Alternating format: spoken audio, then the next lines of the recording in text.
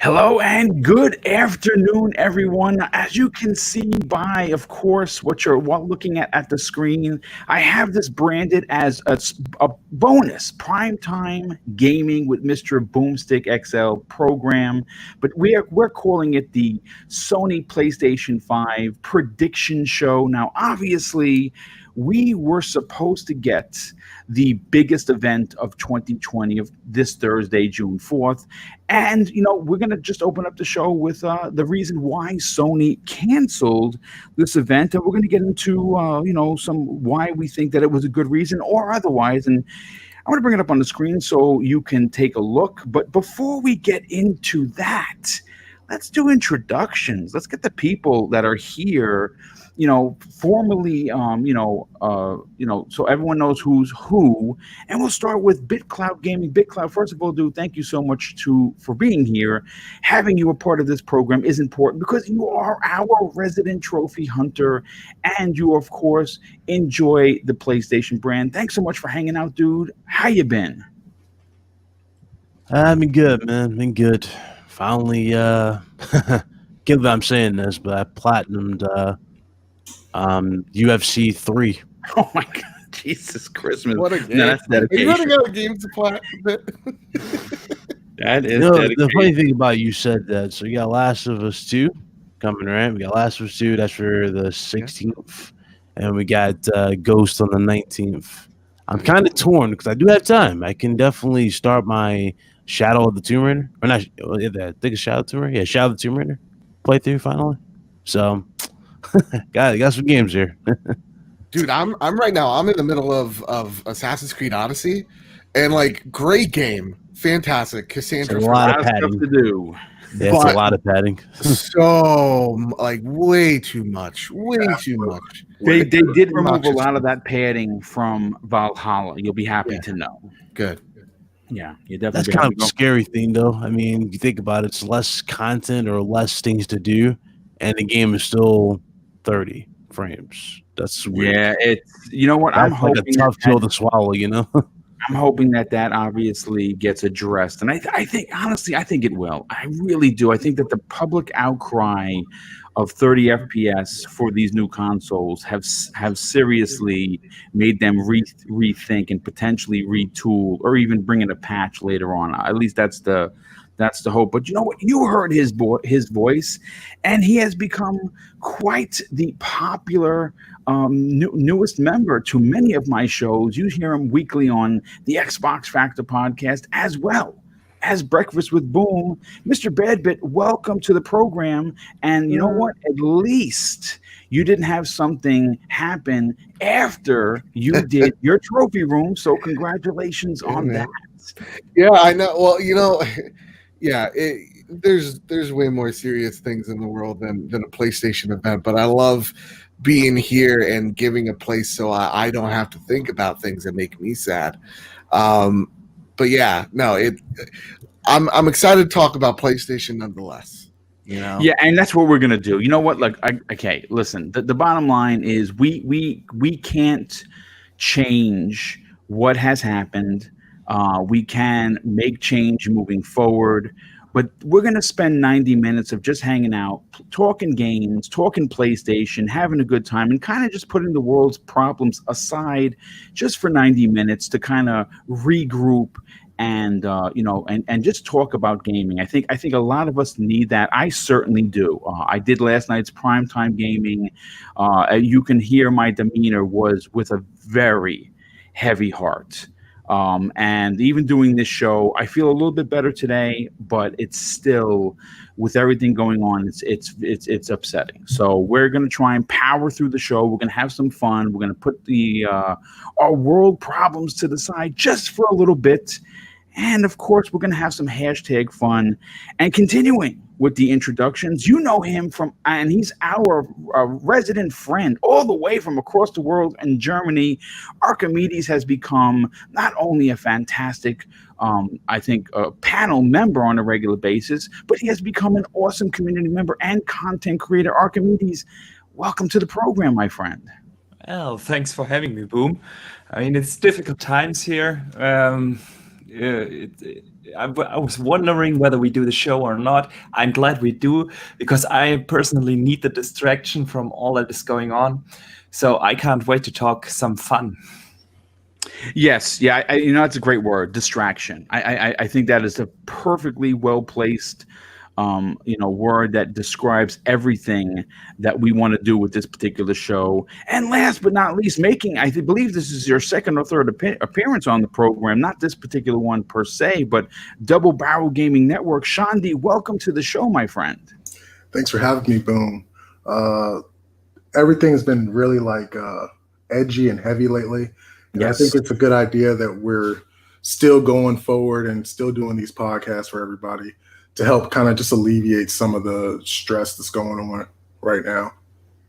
Yes, and you know what? I would agree. When we heard the PlayStation event was going to be postponed, and I don't like using the word canceled, like as if it's not coming back. It's postponed, folks. That's basically what it is, and it says that right on the thing. So you know what? Let me read this came directly from the PlayStation official Twitter account, and they said this. We have decided to postpone the PlayStation 5 event scheduled for June 4th. While we understand gamers worldwide are excited to see PS5 games, we don't feel that right now is a time for celebration. And for now, we want to stand back and allow more important voices to be heard. And I think that this is something that people should be cheering. I think people should be honoring this. I mean, listen, I'll be the first one to say, sure. As a gamer, I think that we're all disappointed. But as a human being, I think I have to look back at this and say, you know what? This was a smart move. Now, Big Cloud, you, my friend, had a lot to say about this on social media. And we're not going to talk about the D-bags. We're not going to talk about that because there's been quite a few posts on social media that made me scratch my head, made me literally broke my heart, and also made me feel like sometimes you just want to retreat and forget that you have anything to do with social media, but you can't do that in our line of work. But you know what? I want to get your personal opinion on this. Was this the right move for Sony? Definitely was the right move, especially since the White House went dark the following day. Yes. And there was fire outside of it. Protests are still continuing to get even more aggressive. And granted, I do like a lot of people are trying to calm it down. Like there was some celebrities talking about it, telling them to fight within the voting booths and all that. The thing is, nothing has stopped. I think we can just admit nothing's stopping this situation, especially when you got videos upon videos still hitting the internet, adding more fuel to the fire. You have businesses being burned to the ground, being looted. You know what I'm saying? It's like nothing's calming down. And as far as like the people who are trying to who are basically acting entitled, listen, the way the world is right now, I guarantee you, a lot of you probably even watched the event, in the way the world's going right now. Right. Yeah. Listen, I want you to just touch on something. We talked about this in the pregame. I don't think people realize how much money Sony is going to lose by canceling this event. I kind of want to touch on that because this is something that people are just they're glancing over. Oh, the event has been postponed. Big deal. Well, yeah, it's kind of a big deal because from what I understand, I think you were talking about this. They spent millions of dollars, getting ready to advertise with places like ESPN and other. It was on national TV. The full thing was on national TV, and it just got canceled. And when you're going on national TV and you're going all out like they were planning to do for yesterday, it's pretty safe to say. I think we all can safely assume or pretty much just jump out of our seat and pretty much admit the PS5 console reveal was definitely going to happen. They were going to show the console. There's no way you're just putting this much effort into it just to show off a few games. No, they were going to show off the console, the games. They were probably going to do like a detailed review of the controller, right? Go over any details you might have missed. They probably would have talked about the SSD situation, because you remember, again, Sony doesn't really have a proprietary option right now like Series X does, where they're using memory cards. They don't really have their own proprietary option. They're like testing stuff with M.2 drives. So again, they had a lot of stuff planned for their show. They just didn't go through with it. And to tell you the truth, again, I think it's admirable. Like I was talking to a lot of people outside of this. I was talking, I think you know Gio Corsi, a friend of mine. I was talking to Gio about it. It was like, yeah, this is definitely a smart decision to skip this show. Mm-hmm. And the reason why, because when you have a more important message that needs to be out here real quick, and the important message that I took away from yesterday, and everybody should take away from yesterday, is that we're all equal. Yes. We all have opinions. We all have, we all have different beliefs. But at the end of the day, none of us should be looked at any lesser because the color of your skin. Yes, absolutely. Great point. And well said, my friend. They were pushing yesterday, and I agree 110%. And hell, I even have to give Microsoft credit because Microsoft stand and co-sign with us. Yes, they did. Yes, they did. That was smart. It's smart in a way, not from a business point of view, but from a human perspective. Yep. And when they announced this, and they it was already stated that they're not doing it, and again, Microsoft co-signed. Hopefully, you'll get something in July, right? I'm not sure when they're going to do the show now. They haven't really said when. They just said it's postponed, so I'm not sure. But as far as everything is concerned, when the world gets stable, that's when really these consoles are really going to launch. I mean, you have Targets and Walmart's being raided. Yes. I don't know when we're going to get these consoles at this point, if this continues. A lot of these console gens, and people need to understand this, just because, they're skipping or not doing shows, especially in this time, it doesn't necessarily mean you're going to get your consoles earlier than expected right now. No, there's no way, dude. They're planning for the end of the year, and when I mean end of the year, I mean end of the year. I think all of you guys need to understand we're under martial law right now.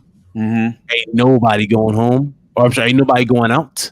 Ain't nobody buying no consoles right now until everything. Well, I mean, there's a lot of reasons for that. I mean, like even like with the COVID, there are a lot of people that lost their jobs, and right now financially, this is not a.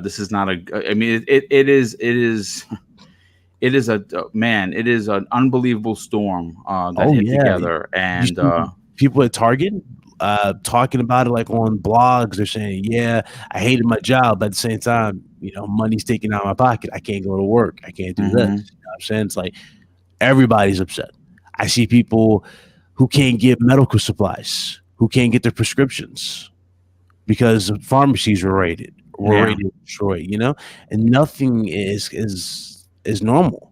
A lot of people think, "Oh, this is going to be over." I had to read a ridiculous comment yesterday. I was talking this, and she's actually in the chat. Shout out to Ice Cream Gaming, but she actually got rid of this guy. The dude said that, "Oh, this show is pointless because racism doesn't exist." Wow. Well, you report him and block that person immediately. She did that for me. Like the ladies blocked them. Shout out to the ladies in our community. They blocked them before I could even get the chance to. But I was like, listen, that's got to be the most ridiculous statement I've ever seen. That racism doesn't exist. You clearly aren't going outside. You clearly are not paying attention to what's going on out your front door in society. Racism is alive and well and has always been alive. Yes, absolutely. Well, you know what, dude? Listen, we are going to handle this in a proper manner. I believe that justice will be served. I believe that there's going to be lots of change coming in the way of the world. I just hope that at the end of the day, when we're done with COVID, when we're done with the particular situation that we're dealing with, we all become better human beings. I think that's the goal, and I'm hoping that does in fact happen. But you know what? Let's bring Joe. Joe, someone's got their microphone either too high because I'm hearing an echo, or something playing in the background. So if you could just lower that, I'd appreciate it. Mr. Badbit, you you haven't been the same jolly good guy for quite some time. As a matter of fact, even on Breakfast with Boom, you were a bit of a stick in the mud, I might say. I was a real, let's be honest. I don't want to say, piece of trash, man. No. That's extreme. You were in a bit of a mood, but you know what? Listen, we're here to talk about PlayStation, but before we get to that, let's get the seriousness out of the way and just discuss it. Maybe get some things off people's chests and kind of we'll kind of like just take some time with the community. We have over 160 people watching this show, and we're just kind of going to vent a little bit. Joe, obviously this move didn't surprise many people, simply because I think it's the right thing to do for a lot of reasons. Now, there are some detractors that will say, well, at the end of the day, Sony's a corporation and they want to make money, and they knew they were going to lose money on this deal. But I don't think it's that. I want to give Sony credit. I want to give Jim Ryan credit that looked at this, saw that right now, like it says in the statement, this is not a time for celebration. And that's what PlayStation events usually are, right? They're a celebration of gaming. They're a celebration of community. They're a celebration of the PlayStation Nation. And I don't think that would have gone over very well. And in fact, I don't think anyone would have really cared, to be honest with you. So good on them. What are your thoughts on this postponement? So I do understand comments of being disappointed because we've been in our houses for 3 months. There's riots outside. You want a little bit of good news. I totally understand that. And for them to announce this on Friday when riots were already happening, a lot of people are like, well, riots were already happening. Why can't you just give me my thing? It's because they intensified and they got really worse, and Black Lives Matter, and people need to fight and show their support for their fellow man. And so you saw a lot of companies this week, not just PlayStation, that were holding events, postponing them to later dates, right? We saw Call of Duty do that. We saw Ubisoft do that. We saw countless companies do that. Mm-hmm. And there's always like that bumper sticker response that we've seen all these companies do, whether it be Nickelodeon, whether that be Activision, of like, we support Black Lives Matter, voices need to be heard peacefully, and then like jot down like, our company is so great, and all that. To see it is disappointing, but it's also understandable because I was writing a message out to my audience, and I felt so odd saying, Black Lives Matter, but guys, let's get excited for Thursday. Woo! It was just impossible. It's something I was looking forward to replace the feeling of just this day's malaise that has just been in front of me for this past week and a half of just disbelief at the situations at hand. So first, give credit to Sony's PR crisis management. That team has been working overtime this year. Good for them. Those people are gonna find jobs wherever they can after this whole situation's done. They're getting to be pros at it, man. Shout out to also again Microsoft for standing in, retweeting it, and saying we're in this together, because that is so important. And I do hope that Sony looks back and they see the way that they treat not just content creators, because Sony treats them like shit, but they also how they treat people of color who are content creators as well. I hope they look back at the systems that they have in place and that those things get changed. I hope everyone does it, but I hope PlayStation does it as well. I'm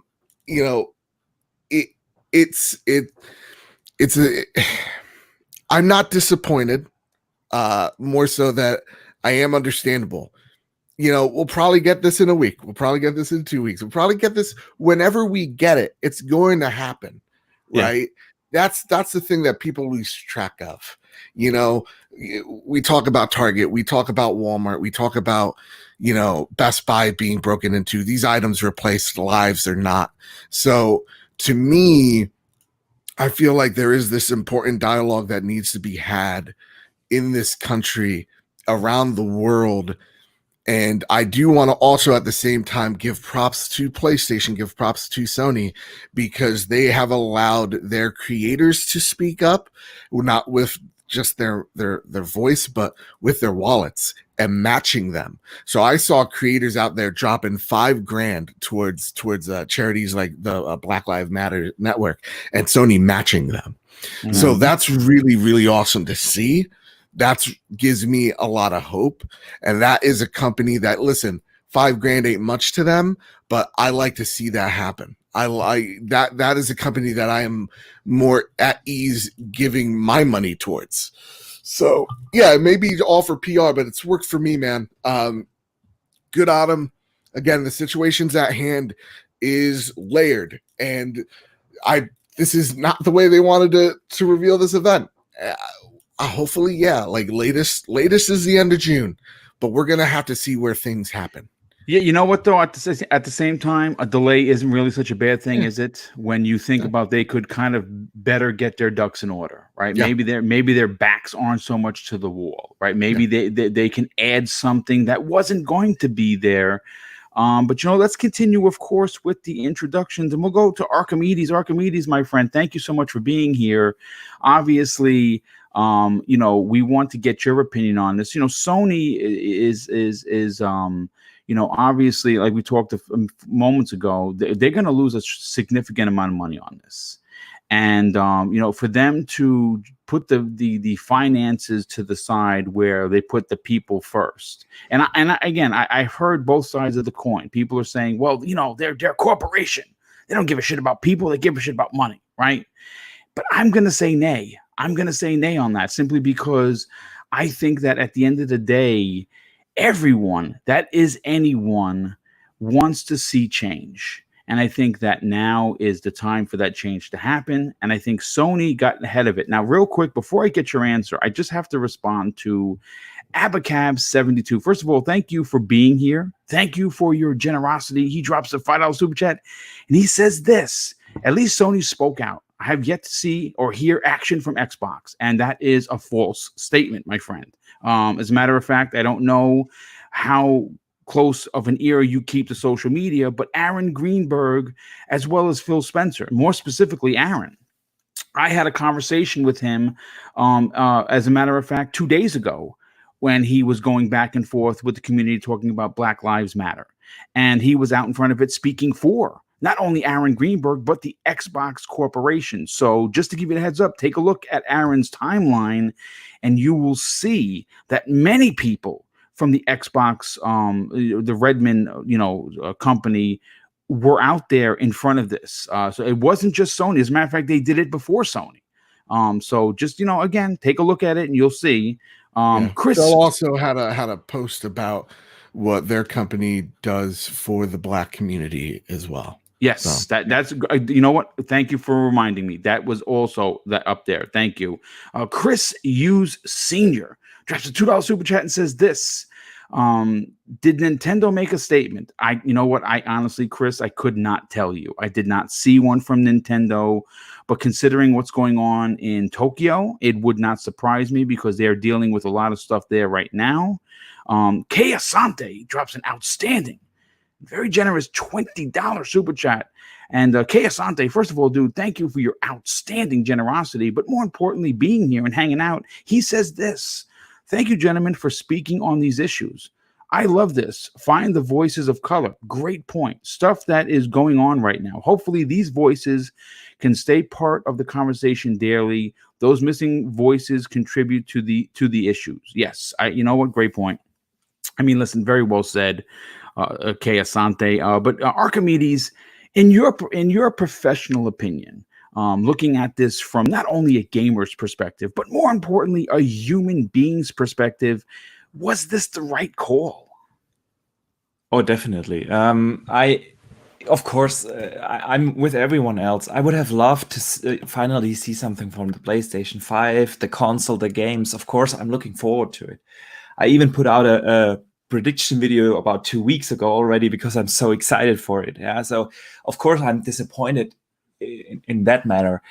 But seeing what is happening around the world, especially in the USA right now, Yeah, I think it is the right move. And like you said, I wasn't aware of it, to be honest. That Sony advertised it even on TV in the US. They didn't do that here in Germany. They're going to lose millions on this for sure. So yeah, apparently it is more than just a stream for them. Yeah, so doing that in this way and putting it out for everyone. Okay, we are just not as important as the stuff that is going on right now, is something that is a wonderful message from a company. And yes, of course, there is also a business side to it. But why does it always have to be either one? It's a win-win situation. They are right that there is currently more important stuff to talk about. And of course, it would distract everything that is going on would distract from their announcements that they are going to do. So it is a win-win situation here, and I don't see the downside of it. And I'm just hoping, to be honest, that we can somehow get back to normal. I mean, I see the news here in Germany, what is going on in the US, and obviously you guys have a much more in-depth view on the stuff that is happening, but I'm speechless. Yeah? I'm really speechless about what is going on in a country that claimed to be the world's greatest country. This is just saddening to me. Yeah, and I sure. Oh well, dude, it's gonna be, dude.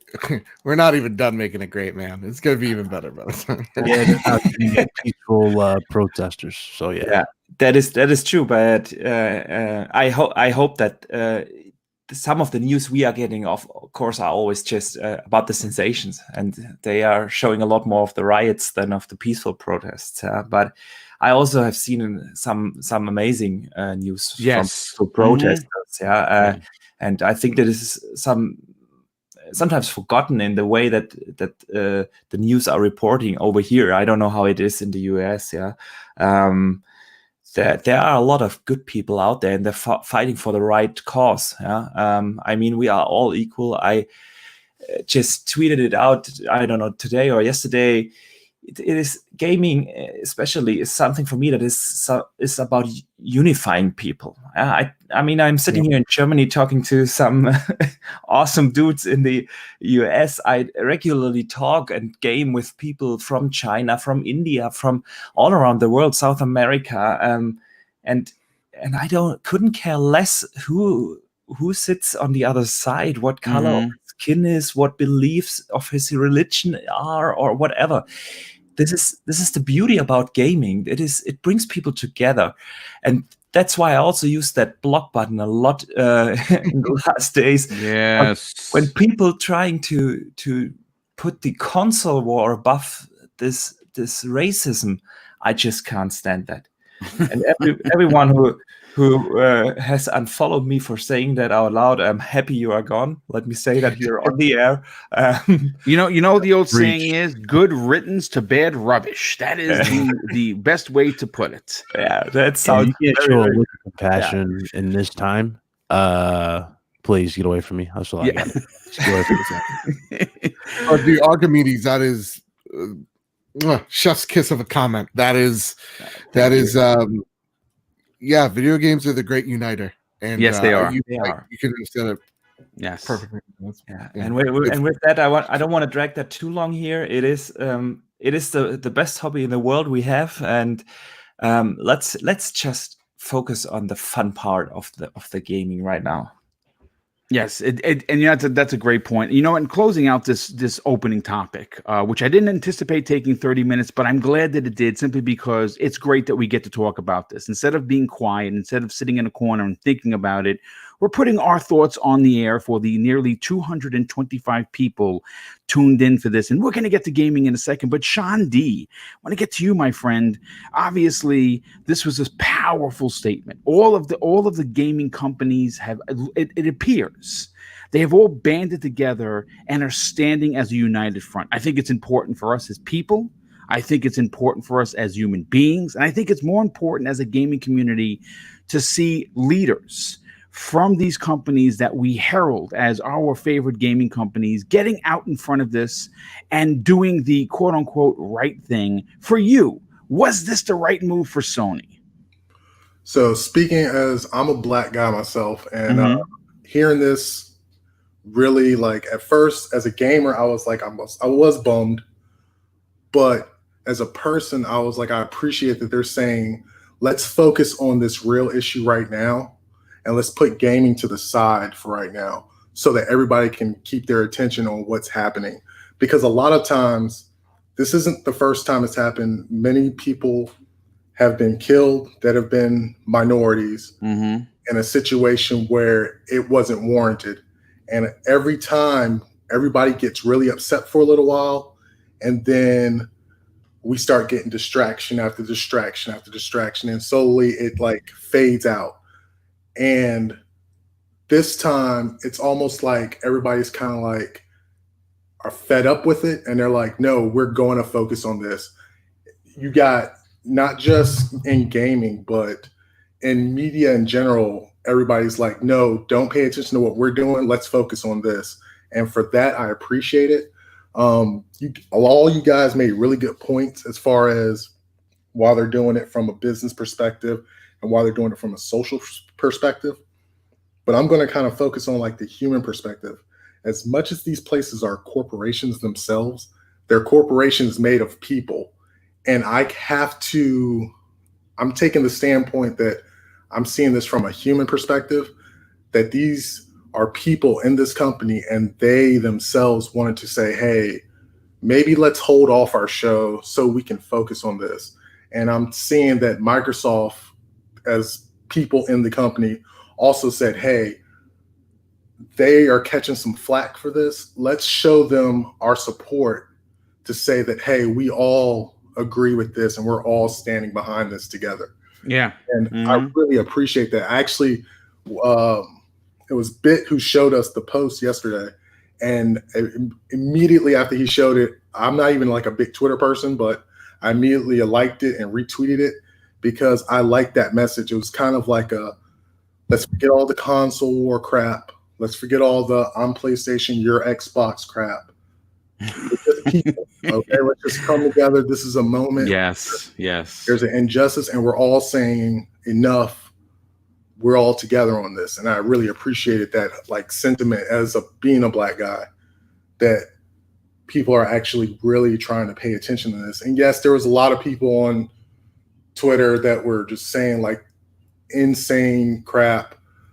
And instead of just blocking them, I just stepped away for the day because I knew I was going to go down a rabbit hole and end up commenting on people over and over again. I just decided to just stay away from it for the day and come back to it later.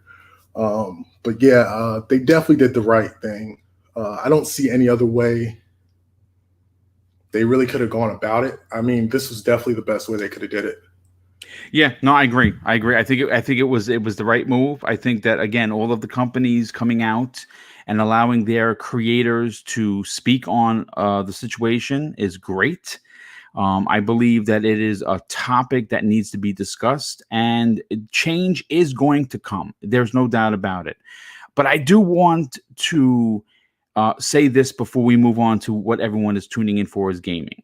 And I want to say this: the looting, the violent assaults, the raiding and the destruction of private property is 1,000% unacceptable. I don't give a fuck how mad you are. And that's my one F-bomb for the day.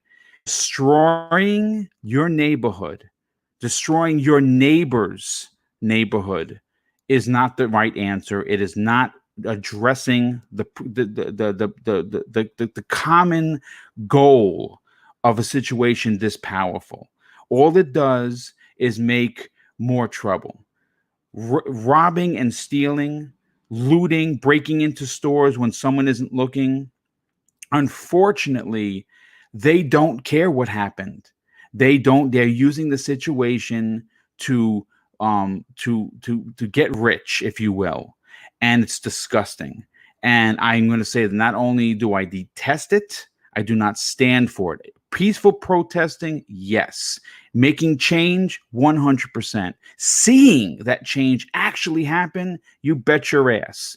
But the looting and the violence, for the unnecessary violence, is something I will not stand for. So I will close out today's first topic with that. Please use the power of your voice in a way that's meaningful. Obviously there's elections coming up. You don't like what's going on? Get out there and vote. Get people out of office that don't belong in office. And you can do that. You have the power as a United States citizen to make sure that your vote is counted and your voice is heard. But please, refrain from the violence, refrain from the looting, because the looting and the stealing, there's no answer. That has nothing to do with it. So don't do it. Also, if you are protesting and you see people trying to loot, stop them. Don't tell them. Yeah, tell them not. It just hurts to like, And you've been seeing a lot of that. You've been seeing a lot of it. There's one particular gentleman. some of them, yeah. That actually got out. They interviewed him, and they got in front of I believe it was a Target that they were going to destroy, and everyone that was peacefully protesting got in front of them and blocked them off, and they went on their way. And I love seeing that. Again, that's the community standing up for the community. And you know what? We'll close it out with this. Listen, folks, this is not how I expected the show, but I have to say that as a host, as a content creator, I couldn't be more proud of not only the 250 people here, but the people sitting right now on this panel who had amazing things to say. And I'm very happy and honored and, privileged to be able to have a voice to talk about this. And I hope that you're still tuned in, because we're going to get into the gaming. But before we do, I want to just catch up on a few super chats. Sin Vendetta, a very good friend, in fact, a very generous friend of the channel, he drops an outstanding $2 super chat and says this: I don't ever block on Twitter. I just mute a ton. You know what, dude? I used to be like that. I felt guilty about blocking people. And then I met Wilmy Hood, and he showed me what blocking does to your timeline. And I believe that muting can do, because I mute a lot of people as well. But my timeline has cleaned up in a way that is fun to look at. And when you can do that, social media becomes fun again. And I have almost 5,000 people following me, which is, by the way, ridiculous to follow me. I'm nobody, but to have that many people, you got to clean up the timeline. And unfortunately, people that follow you, not everybody's a nice guy or gal, right? So we'll leave it with that. And of course, the new we have another super chat just came in from Sikio Yumi. Hey, thank you so much for being here, and also thank you for your generosity. They drop a $5 super chat. Says the world is upside down and inside out right now. Thank God for video games. Imagine if Sega partnered with Xbox for a Switch like Lockhart, hashtag plus Game Pass. Yeah, I mean, listen, the rumors of Sega's thing is very tantalizing, especially because I'm always hoping for a Dreamcast 2. That's me being, greedy. But you know what? Let's get into why we are here. And we're here to talk about PlayStation. And we're here to talk about a prediction show that should levy some interesting picks and theories. Now, look, again, the event is postponed. It's not canceled. I might have said that it used the word canceled, but it's not. It's postponed. We're going to get this. We're not getting it next week. I don't think we're getting it in June. I'm going to be honest with you. And I would also dare say, I think that if Microsoft had something planned for June, that might even be moved back as well. But obviously, with the confirmation of the PlayStation 5 having a big reveal from CEO Jim Ryan, we know that the show was supposed to last for about 60 minutes, and in an hour, Sony could show a lot. And the question that we're going to start off this is, obviously I have a bunch of bullet points we're going to get into. A lot of people are wondering, could this be the Year of Dreams Part 2? And you know what, folks? We could actually see the Year of Dreams Part 2 when Sony decides to do this event, when the world has kind of, I guess, settled back to normal. And we don't know how long that's going to be. But we're going to be asking some pressing questions, not only to the panel members, but we're going to be talking to the chat, which of course makes this show go, because without people to watch, well, there's no show. So we're going to start off with this, gentlemen. Pricing for the PlayStation 5 has been a hot topic. The question that I'll start off with, BitCloud, is this: for the Sony show that's going to be incoming, and it's going to be incoming hot, do they actually give us a price, or do they continue to play chicken with Microsoft? What are your thoughts? Well, so that was my thought. They're going to play chicken until August with Microsoft, because I didn't think Microsoft was going to show pricing at July at all. But since in the current state of the world right now and everything getting pushed back, that means your window of opportunity to space things out is that smaller. So strong point. When we get the system this time, when we get the official reveal, I expect the console, obviously, because I'm pretty sure we were going to get it yesterday, the console reveal. So I expect console reveal, pricing, details on the controller, and then, of course, what games are going to be there in terms of the first party day one and what deals they have working on. We already saw one particular deal with Godfall. We know that's going to be on PS5, and that's exclusive for them for now. Not sure if it's a permanent exclusive or a year-long exclusive. I believe Godfall is a year, and I believe the Quantum Era is currently a PlayStation 5 exclusive with the potential. No, there's been no talk of it. I know Gearbox said that it's a year exclusive.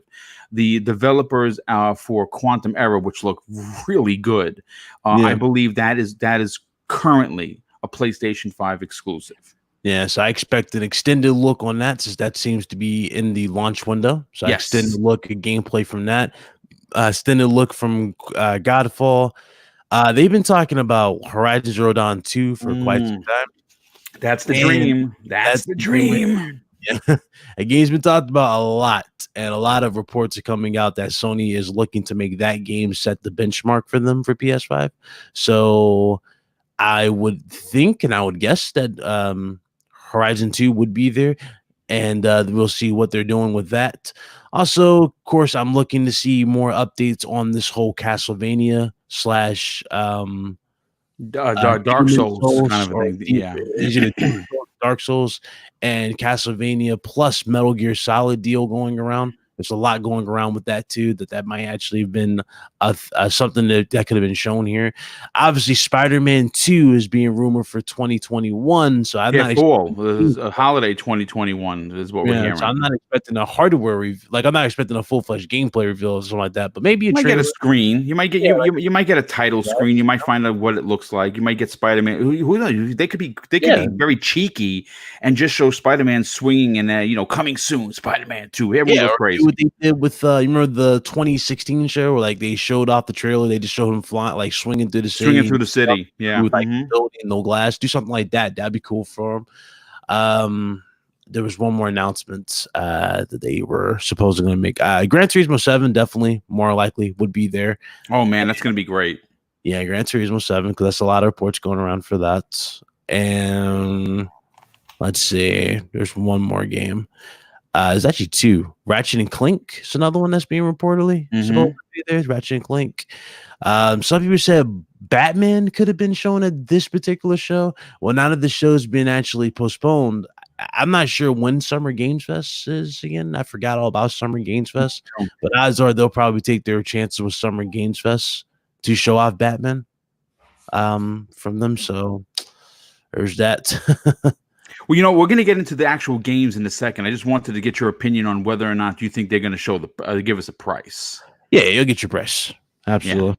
Yeah. That makes sense, and I think you really hit the nail on the head with the window of opportunity getting slightly smaller with the delay in the event. Because obviously, I'm going to be honest with you, can't go past August, or you go past August. Yeah, we're in the red zone. We're going past August. Yeah, it's like. You're asking for trouble. You have to market this unless you're postponing to the current year, right, until you're doing maybe fall, March or February, which would be disastrous. I listen. I don't care if you give me one game, just let me get the console. Yeah, pre-orders are gonna go live. They're gonna have to go live a little faster. Yeah, no, absolutely. Mr. Bad Bit. The question is this: with the delay, do you think that for the next event, does Sony Give us the price, or do they continue to wait out Microsoft like someone hunting? I think we're going to see a lot at the show, but I think the only thing we're not going to see is pricing. I think Sony has kind of laid on the line what they're going to show you at the showcase, right? Like they're talking about bringing games, nothing about the console itself. I think this show is meant to dispel the rumors or whatever have you, part of the narrative of this console being underpowered. I think we're going to see that SSD at work.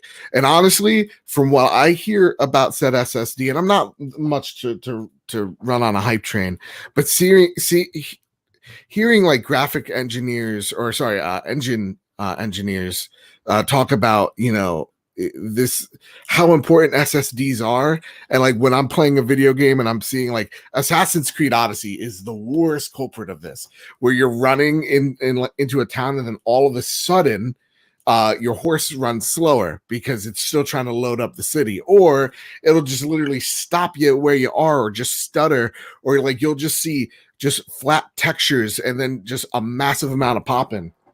If I could see the SSD pretty much eliminate all that, I'm such a happy camper. I don't even care if the game looks the same. I am sick of seeing popping. So that's my main thing that I'm interested in this show. But price, no, they're definitely going to hold out. They will. Both companies need pre-orders so that they can tell their stockholders how and themselves how many of these consoles are out there, or they're gonna need an overall idea, an assessment. They're gonna need an assessment. That's a great point of exactly what region needs more consoles than the other. Because the one thing that that Jim Ryan talks about is no one, and it's scary when you hear this. No economist knows what the next year is going to look like. No one knows the effects of how long this recession is going to be. So they're definitely going to need an assessment of how many consoles that people are willing to buy if bad economy also drags down console sales, because they know it doesn't affect sales of games, but will it affect hardware sales? So they definitely need those pre-orders, but at the same exact time, PlayStation is very much weary of Xbox being $400 to $500. So I think they're definitely holding off to see what Microsoft has. But yeah, that's pretty much it. I would say, I mean, it can't go into September. I would say the latest is August, or else something ain't right here, gang. Well, real quick, I'm going to bring in Archimedes and get your opinion on it. But Rice Eater 79 drops a $2 super chat and says this: Sony was clear there'll be no non-playable game shown, and that is dope. Thank you for being here, Rice Eater. Super appreciate the generosity. And Sin Vendetta drops an outstanding and additional $10 super chat. Thank you for your generosity, my brother. He says, I'm very curious on the price of the PS5. He says 4.5, but the PS5 is going to be even more now, because Jim Ryan said that the price will reflect what the PS5's value is, more than being the cheapest. Yeah, it's funny you bring that up, because I was just actually going to say that Jim Ryan was very candid in a recent interview. We talked about it last night on Primetime Gaming, and it seems, again, this is just my assessment, so if you think that I'm a D-bag, that's fine. But based on the wording, based on the way he was very bullish regarding the price, he was indicating, I think he was setting up the PlayStation community to understand that the PlayStation 5 is going to launch at $500. I do not, there's just no way possible with what is in the box to allow for a $400 console and for them to take an $80 to $100 loss per unit. It is impossible. It is not going to happen. So save your money or your pennies or, your cans or whatever, and prepare that both consoles are going to be 500. Yeah. Rice Eater once again drops an additional $2 super chat, says August state of play equals price potentially. That's a great point. Archimedes, obviously the price is more important now, I think, than ever before, simply because of world economics, and because maybe a new console isn't something that someone might be able to afford based on what has happened with the world. This might be, it might, a $500 console might be a tough sell for someone that already has a PlayStation 4 when you look at the games they have coming out. They have, obviously, The Last of Us 2 in a couple of weeks, which we can't wait.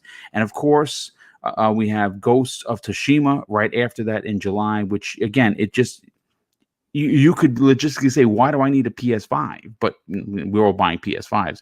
Do you think price is going to show up at the next event? No way. Okay. No, I don't think so. What would be the benefit for them showing the price right now? You would be dropping probably a price point that many consumers think right now is too expensive.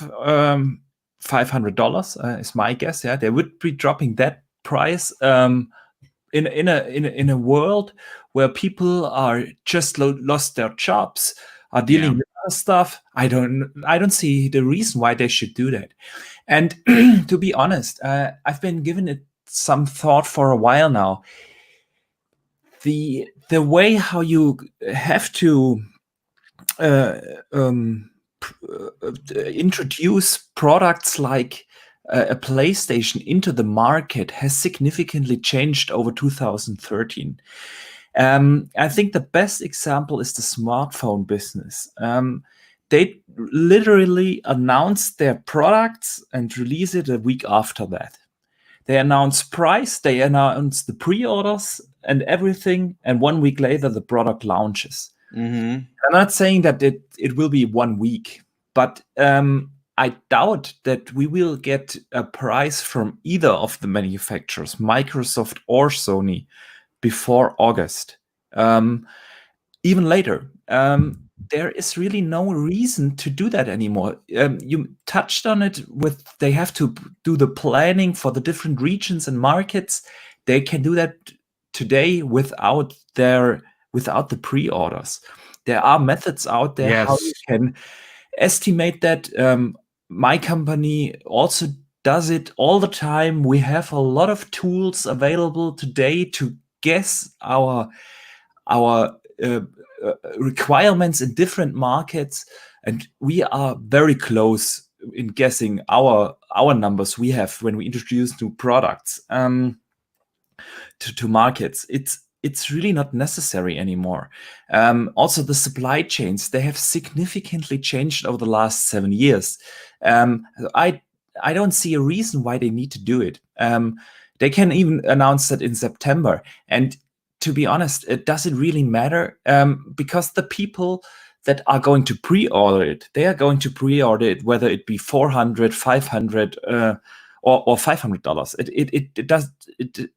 Does it matter to any one of us here on the panel? We are all pre-ordering the PS5. You better believe it. I'm paying for it in full. I'm not pre-ordering. Pre-order it, no matter the price, or not at all. But you know what I mean.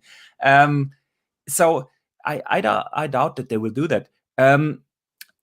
The only thing that might be a reason to do it is because you want to have a good or great announcement during an important show. And there, for me, the Gamescom opening night comes to mind. Yeah, it's end of August, I think 24th or something, if I remember correctly. Gamescom opening night. Jeff Keighley is on stage and announces PlayStation 5 $499 pre-orders are up. This is the earliest I think we will hear the price. I mean, you make a lot of sense, dude. I mean, you make a tremendous amount of sense, as a matter of fact. And Sean D, let's bring you into the conversation for we're saying July, for the future event that Sony has not given us a date for, which will be the first event since postponing this one. Do you see a price coming along with that event? Yeah, there won't be no price. I don't think they're trying to decide what to make the price. I'm pretty sure they already locked in their price. Microsoft is the one that doesn't know where they want to price it at. And Sony knows that. So Sony's going to hold off as long as possible so that they're hoping that Microsoft jumps first and goes for a higher price. But honestly, I think both consoles are going to come in at 500. Yeah, I agree. Yeah, there's not going to be a price, probably not until August. Usually, you rarely see the price reveal at the same time the system first is revealed. So I just don't see a price happening. Yeah, that makes sense. I mean, that could be a whole separate event. That could be a whole separate hardware event where they show what the console can do. Maybe give us like a launch preview event, maybe, where they say, okay, yeah, here's the console. You've already seen it, but here is the controller in different colors. This is the launch date. This is the price. Merry Christmas. Yeah, and I think they like that energy better. It's better to tell the price as soon as it's available for pre-order. If they tell the price but it's not available for pre-order, people are like, oh, well, take my money now. I want you to take my money now, but you can't because the pre-order is not open. So they usually like to go, and this is the price, and pre-orders are open right now. Go get your console right now. Yeah, and of course the internet will break. Right. Because everyone's going to be racing to get it. But you know what?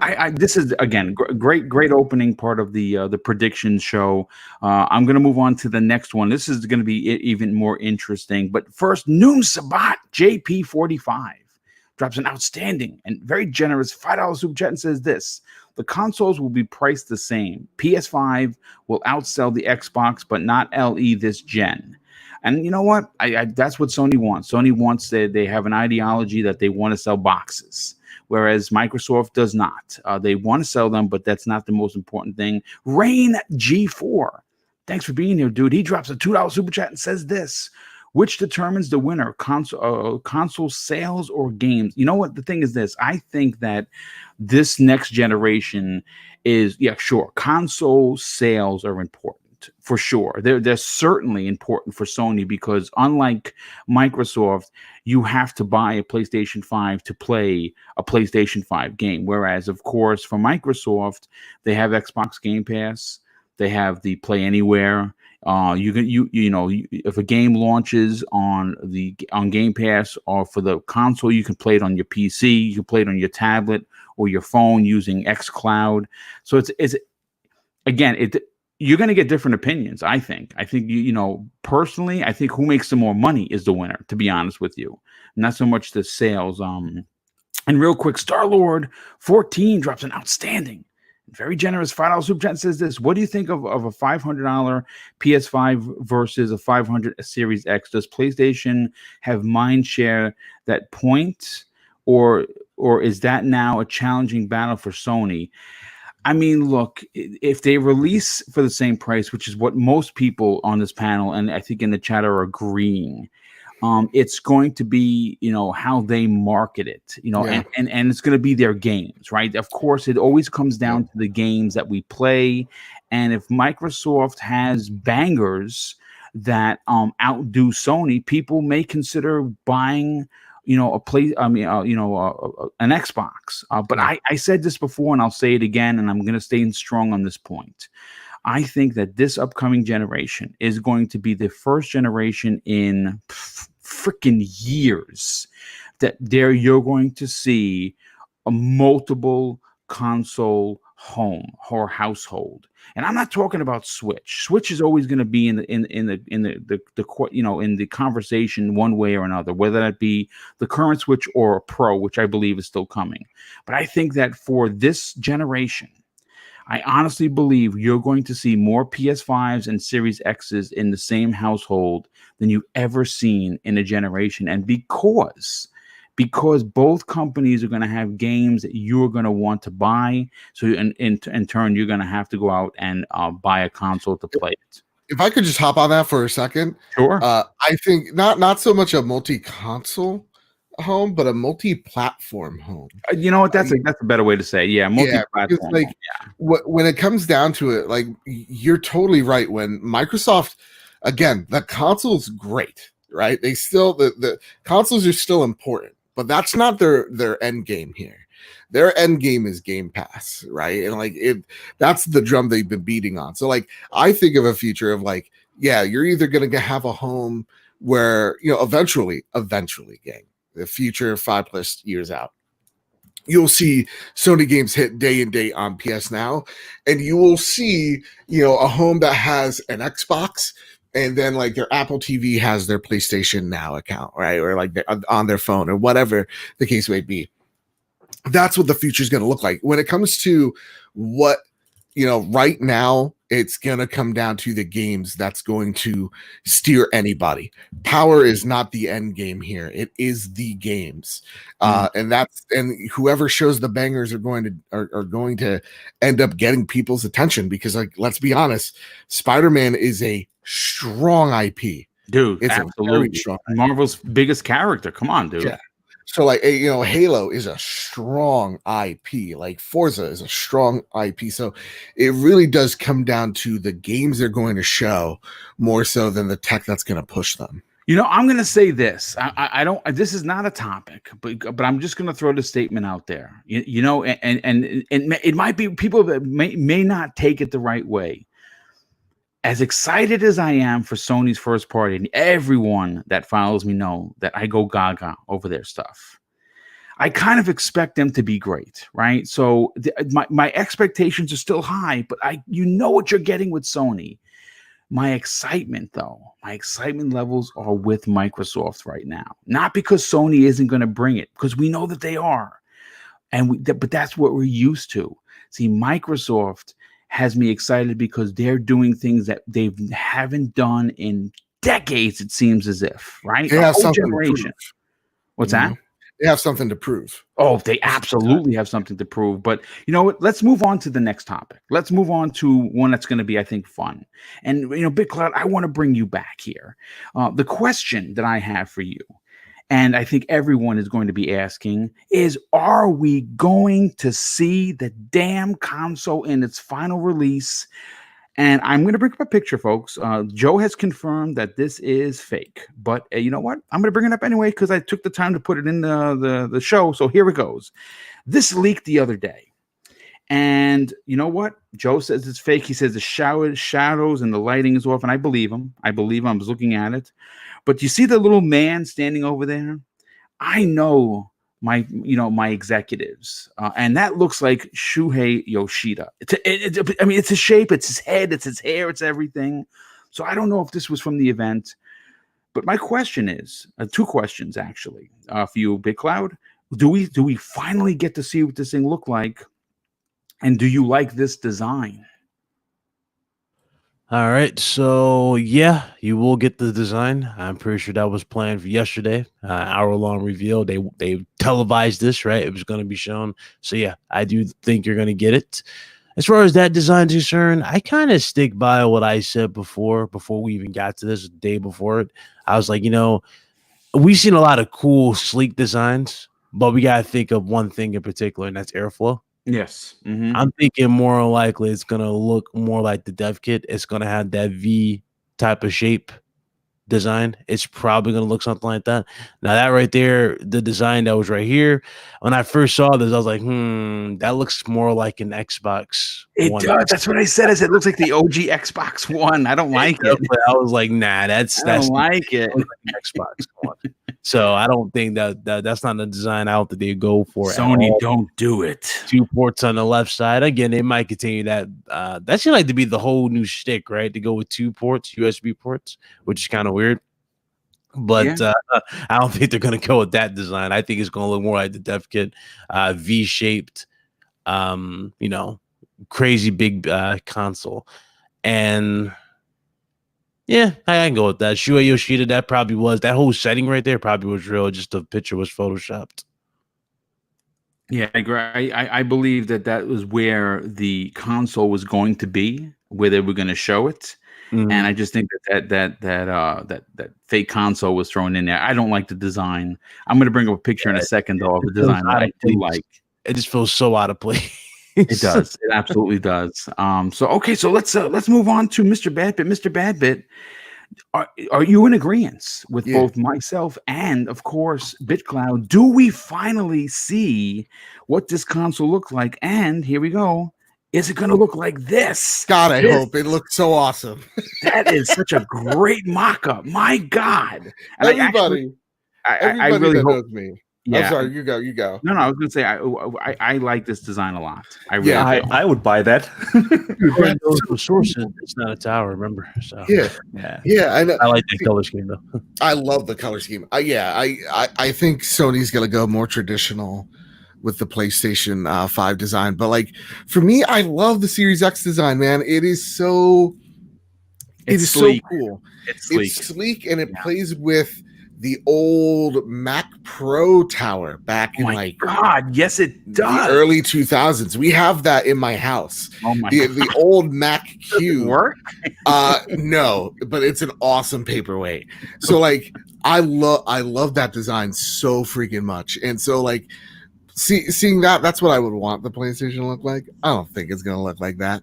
I do think they want to make it a little bit slimmer than like the PlayStation 4 Pro, but I do think this is going to be a big console from everybody talking about the heat and whatnot and the fans. As long as this thing doesn't sound like a jet engine, right, I am totally fine because I get it.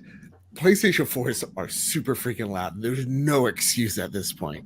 So yeah, they're definitely going to show it. And I think even they were teasing it a little bit when they were showing off the controller in that 16-second clip. I think the controller is going to point to the console itself. So, yeah, I think we're going to see it.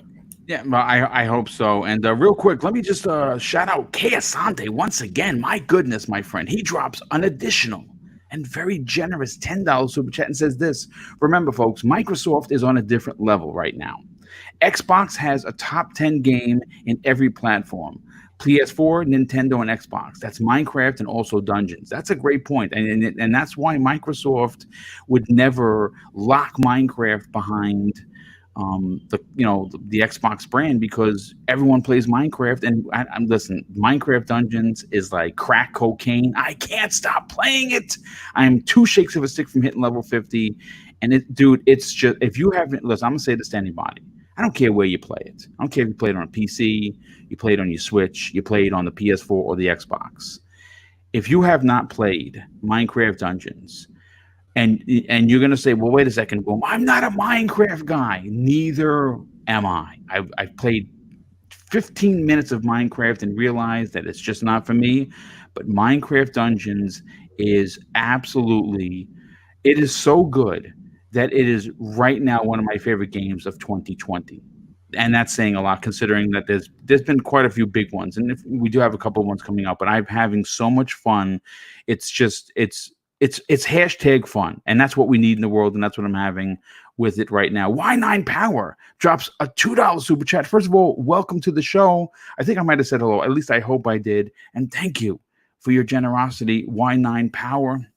But let's bring in Archimedes. Archimedes, here's another design that I showed when we were going pregame.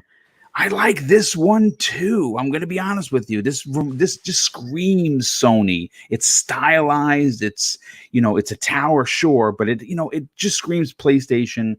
Do you think we are going to finally get the reveal of what this console looks like at this event that's obviously been postponed?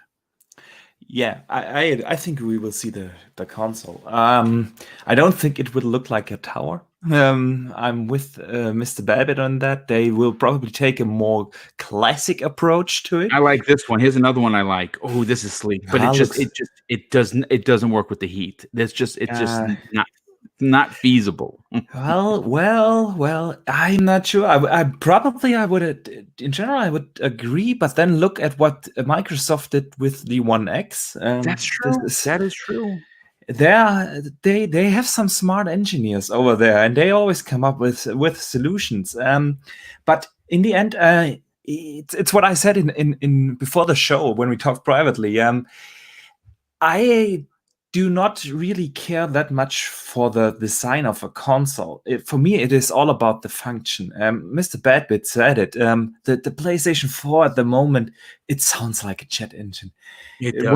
When I have my headphones on, I still hear that thing. And they need to fix that. And I don't care what the console will look like as long as it is whisper quiet and they can retain the clock speeds probably or hopefully always to their maximum level, because we all know the console will have that variable clock rates, and that is related to heat. So I really hope that and if it's the ugly V-shaped design, as long as that thing is cool, I'm all up for it. That being said, I think they will show the design and they will quickly move on from that to games. They will open it with the show with the design. Here is the PS5, and now let's have a look what it can do. So, yeah, I think we will see it. No, that's actually a great point. Here's another one that I like. And Sean D, let's bring you in. Do you think that we are finally going to get the reveal of the console? I think everyone is really jazzed about seeing what this console looks like. Do you think that it's going to look like something like this potentially? And will they show it? We're definitely going to get the console. I just don't know if it's going to happen at the beginning of the show, or are they going to like show you all the games and be like, and this is what's powering it, and then do the big that's an interesting point. Yeah, I like your idea. All I care about really is the heat sink part. I hope. I mean, I care about the design too, to an extent, but the most important thing is filtering out that heat. And that current design you got up, I'm not confident in it. The best design I've seen so far is either the dev kit or one of the tower shapes. But I like the tower shape. I'm not a big fan of that dev kit one. I'm going to buy it regardless. It's definitely not attractive, but I'm very confident that it's filtering out the heat, and that's the important part. At the end of the day, that's what's important. Yeah. Did you guys see the one where it's the color set of the controller, but it's very thin? I think I've seen it on some YouTube. I don't actually have like white on top. Oh, I think I know what you're talking about. Yeah, that one. I think I've seen that. That thing's beautiful. Yeah, it does. It looks real slick. If it looked like that, I'd be very happy. No doubt about that. Okay, well, listen. Again, this is not the biggest part of the bullet points, but I want to move on to the next one here, and this is important. And I think a lot of people want to know. And BitCloud, I'll go back to you. At this event, being that we talked about the window of opportunity closing, will they finally let us know when the console is releasing? Mr. BitCloud, are you there, brother? Okay, so you know what? I will move that over to Mr. Badbit. Yeah. We'll come back. Yeah. Mr. Badbit. Yeah. What do you think about that? Do we get a release date? Do they get out there and say, hey, it's releasing on this day, go crazy, pre-order? No, we're probably going to see that when we get the console. I'm going to say it's a safe no. We're going to see a release window. Like it'll either say like October or November. One of these consoles coming out earlier than the other. So I think one of the two. But yeah, I think we're gonna get like a window, not like a date. Okay, so a window. So I mean, man, that'd be kind of crummy. I'm gonna be honest with you because we already know it's coming out holiday. How more vague can they be? Well, because because then like as a general consumer, like, wait, you're gonna give me a date but not the price, right? I agree. Yeah. I guess. I suppose. So I know we want this, man. I want it as well. Listen, if tomorrow I wake up and they're like, Bloodborne 3 is here, we're skipping 2 because that's how awesome it is, and it's coming out November 9th, I'm like, I'm all in, you know? Yeah, that'd be a launch title, and that would be, you know what? You would lock yourself away and not talk to anyone for at least 3 weeks, and we don't. Boom, you wouldn't see me again. Yeah. Bloodborne 3 killed Mr. Badbit. Oh no! Real quick, Rain G4 drops an additional $2 super chat and says this: I want another Resogun and intelligent cube. I want another Resogun. That would be dope. I loved the first one. BitCloud Gaming, are you back, sir? He is not. So we'll go to Archimedes. Archimedes, do they give us a release date? No, I don't think so. I completely agree with Mr. Badbit. If you don't give a price, you don't show or give the release date. The window will be mentioned again, holiday 2020, and that's it. They need to save some of these news for later events. It won't be the only event in June, if we think it will be in June now. They will have other events, and they need some news to drop later this year. So, and this is a news they will save for one of the later events. You know what? What I think is going to. You know, I'll save it because I think we'll talk about that as we close out the show in a little bit. So, Sean D, let's get to you. Do you see Sony holding off on a release date at this event? Do you think it's just going to be all about the games? Yeah, they're just focusing all on the games. They just want to show what the PlayStation 5 can do. We won't see a release date probably. It's going to either come with the price or it can even come after the price. Okay, I mean that makes sense, and obviously not the biggest topic, but BitCloud, are you? I said BitCloud, yeah, BitCloud, are you back, brother? Well, BitCloud has stepped away, and you know what? Okay, there you are. So the question that I have for you is, in this upcoming event, and Sean D answered it, and I want to hear your opinion on it. Will this include the release date of the PS5, or is this event that's coming is going to be just games? That's a good question. So, since we know the window has gotten even smaller due to delay, right? It's gonna have to be a release date. Now they could say November, like holiday launching, right? Launch window, something like that. But yeah, I can see it. I can definitely see it. I mean, listen, a lot of people had a lot of great points on this, but you know what? Look, let's get into the fun part of today's prediction show, if you will. Now, obviously, Sony, we know that they're not afraid to let people look behind the curtain. My question is, and I'll start with BitCloud, being that you're here. How far into the future do they show this particular event? Are we going to see God of War 2, Spider-Man 2, Horizon Zero Dawn 2, and many of the other first-party games, or is that going to be held for something else? So God of War 2, I mean, let's be real, they're probably going to surprise us with God of War 2 at another event, not this year, probably like next year, the next year after, because you remember the reaction they first got when they first showed it off? Yeah, it's crazy. And it was full-fledged gameplay. They didn't show off no trailer. It was full-fledged gameplay. I think that's the type of reaction that they'll try to do with that. Spider-Man 2, again, we talked about that earlier. I just think more likely it's going to be like a trailer to hype you up. Like, yeah, it's coming. You'll get your gameplay very, very soon when we're ready to launch the game. And Horizon Zero Dawn 2, that's the only game that I actually would say more likely could be in the release window. And that's because there's been so much reports, so much insider source coming for that. Like a lot of people mention that game, and then Sony saying that's going to set the benchmark. That's more likely the game they'll lean on. I mean, it makes sense. It makes sense. Again, it's one that I hope is there, to be honest with you. I'm really, everyone knows how I feel about the Horizon Zero Dawn franchise, and I'm looking forward to seeing what they do. Mr.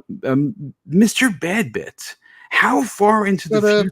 how far into the future do you think Sony is going to let us look? I mean, could this be a Year of Dreams 2? Because the Year of Dreams 1 included Final Fantasy 7, Spider-Man, The Last of Us 2. I believe God of War might have even been involved in that, and Shenmue 3. It basically won them that particular E3. Can we get a reoccurrence of that? Will we see some big time first-party titles? Yeah, I think a lot of their studios at this point are 2 years out from their original development. So I definitely see this as an opportunity for them to push out some games that we thought might be, a little bit in the oven. You know what I mean? So I think for me, if I'm thinking as a big major corporation, let me just put my thinking cap on. You want a Ratchet and Clank, right? Because it shows people you got family games, and you also want to show that Pixar-esque look. I remember the reboot being a showcase type of game alongside my main piece, Bloodborne, came out a month afterwards. It was amazing.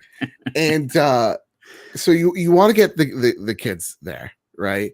You also want to get the sports enthusiasts. So you want your Gran Turismo there, and that's also a showcase game.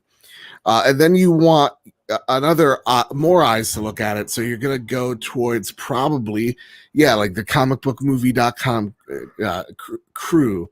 So I can see actually Spider-Man being there, because I know Insomniac is a multi-teamed studio. They so can I have would a see, trailer done, dude. They definitely can have a trailer done. yeah. And just Jim Ryan said, though he talks about valuing the console, he also says he wants this thing to sell like they've never sold before. So I do think they're going to show you some big games, and also whatever San Diego's working on. Rumor has it was an Uncharted game. So I think we're going to see a whole lot of sequels from a whole lot of really good franchises. But at the same exact time, you don't want to show everything at once, and then you have the same problem you had last time where we're showing the same game every year. So I think you're gonna get some big bangers, but more importantly, it's been 1,897 days since Bloodborne has come out. I love that you actually have the number of days. You want to know something even crazier? Google knows once I put HAL in the search engine, it just finishes it. It's how many days since hilarious. That is hilarious. So much I typed it in. But yeah. Well, you know what? Let's because we're closing in on 90 minutes. I didn't anticipate the show being so long, so we're going to get the last two members, and then we're going to pick our top 3 picks for the PlayStation launch list. Archimedes, what are your thoughts on the question? I mean, listen, Sony. The one thing you have to give them, you really have to tip your cap to Sony, is that they are not afraid to show you a game 5 years out. And you know what? It worked for them. It sold. The one thing that Sony is the masters of is the marketing. And they sold a lot. And I mean a shit ton of consoles based on a dream. So yeah, Spider-Man's coming, but we just can't tell you when. And they just kept showing it. God of War is coming, but we're going to keep showing it. Last of Us 2, still not here, but people bought consoles for it. Do you think they do the same thing at this event? Do they sell hope once again by letting us peek behind the curtain? Oh, absolutely. I absolutely think they will do that. I mean, like you said, Sony isn't afraid of showing games years and years before they launch. They showed Death Stranding before they even had an engine for that game. Yeah, it is ridiculous if you think about it, how early in development they announce a game, but it works. I've said this in one of my videos as well. It is the page of the playbook that Microsoft should copy. Yes, you should give me a reason. Why should I invest in the ecosystem, buying into that generation? What is coming the next 2, 3, 4 years? Yeah. Give me a big reason to buy an Xbox Series X, or in this case, the PlayStation 5. And I definitely think Sony will do that. I mean, Mr. Badbit said it.